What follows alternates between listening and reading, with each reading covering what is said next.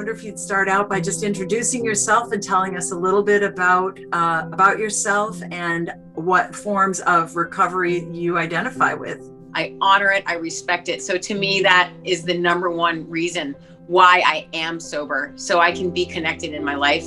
I find it to be a privilege. It's not effort. It's I guess it's almost a passionate experience, because every day is a journey. Tell me about your experience with addiction and how you found your way into recovery. What was that like for you? I don't think I was ever kind of like that textbook drinker. I had a couple college degrees. I came from a middle-class family. I had a fairly normal life. I mean, I personally was always an incredibly creative person. I have always been a very, very sensitive person, and not that I would have to go to the doctor or it wasn't anything like that. And I didn't know if this was normal or abnormal and so my art was always a vehicle for me to kind of be able to handle life here. And, as life went on, challenges came up. The years in I felt so insecure. I didn't understand why, and I didn't know what to do with that. So these things really stacked inside of me. I was almost conflicted, but outside I wanted to present myself the best I could. So I continued to do my art. I got my college degrees, but the more time went on, the more my internal suffering increased. And I didn't understand that, and I tried so many things, as a fitness person and an artist. It was like I was on the eternal mission to fix myself. It was like Willa with her wine, and Willa with her art, and Willa with her athletics. And it looked great on the outside, but the inside, I had a conscience about my behavior, and that's what started to stack up. And I started to feel very conflicted, because inside I was not loving Willa, and outside I was acting like, look at me. I mean, I'm sure at times I probably wasn't the best example of how to hold your alcohol, but I can't say that I also was the representation of that girl needs to quit. Some people were like, what? You quit drinking? What's her issue? And for me, it was more an emotional issue. It was more a mental issue. I was terrified for the world to really see who I was on the inside. And if that was the case, would you still love me? And so I never thought, for the life of me, the idea of a 12-step program or recovery was what? Not me. No way, no way. And so I had a real conflict with my beliefs around this. But I kept attracting people in my life that were in recovery. Very beautiful, healthy, illuminated souls, yoga teachers. Just the lifestyle, that glow. And so what I realized was this isn't about drinking or not drinking. This is about walking in the light. It became real clear that there was a calling inside of me that the game was over. That going against myself and numbing myself in the form of drinking wasn't going to work. And I was pretty desperate, meaning I was trying so many things on my own and it wasn't working. I can go 3 months without, and then I'd celebrate with 2 bottles of wine. So I ventured into the halls, and I was terrified because I really didn't think that was for me. And I couldn't understand how all these people could do this one book thing. And what I learned even in the first 90 days was my judgment showed me how much judgment I had in general with myself, and that whether I am right or wrong, that's not what this is about anymore. And that took a lot of time.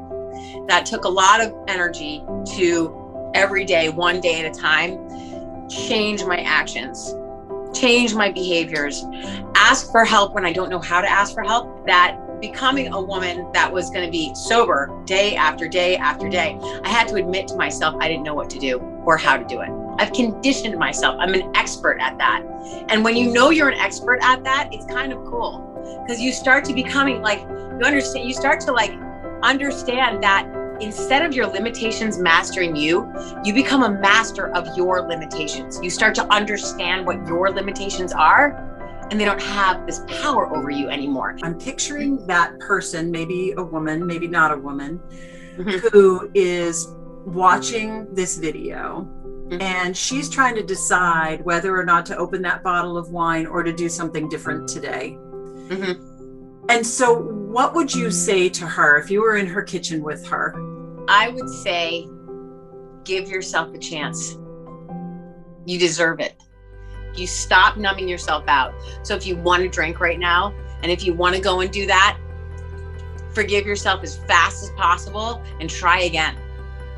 Take a risk, a really big one, and commit to yourself. Commit to yourself that you're going to give yourself the life you deserve, because no one else will. Meaning, go to that meeting, do that like 2-week thing where you think you're going to, commit, absolutely commit.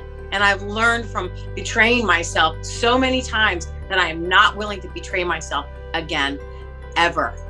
And so I would tell that person, let go of the self-betrayal.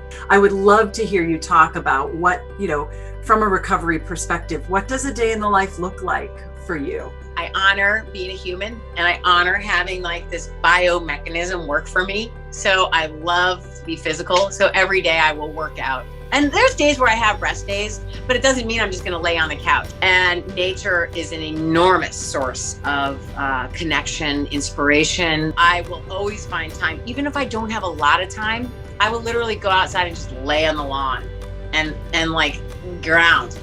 I want to connect. Love and connection is really important to me.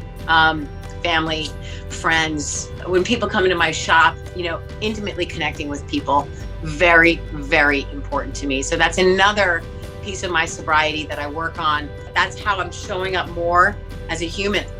I isolated a ton when I wasn't sober. Another part is nutrition.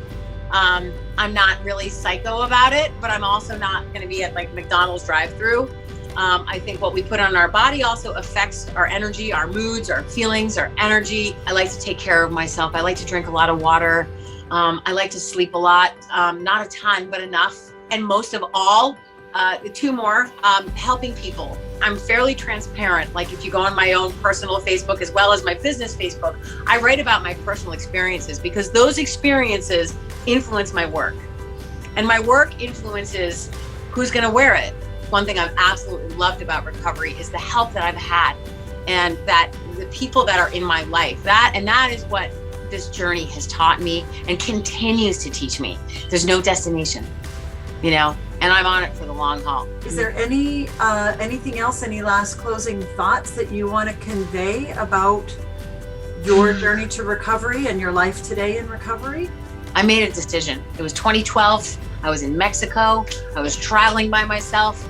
I remember I was on top of this pyramid and I literally had this I saw like in my mind's eye, half the sky was black and the other half was bright white.